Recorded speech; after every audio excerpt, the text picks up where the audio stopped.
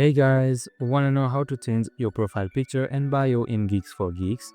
Well, no worries. In this video, I'm going to show you an easy step-by-step guide on how to do it. It's super simple, so let's get straight to it.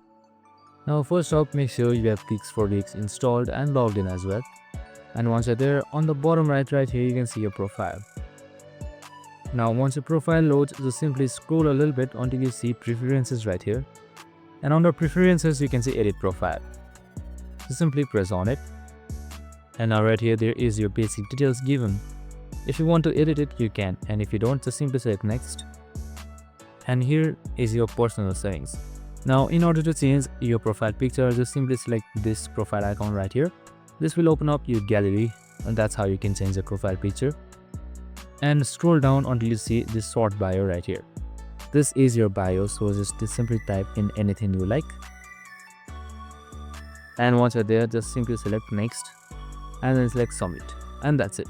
After a while, your profile will be updated, and just like that, you have changed the profile picture and bio in Geeks4Geeks. I hope this video helped.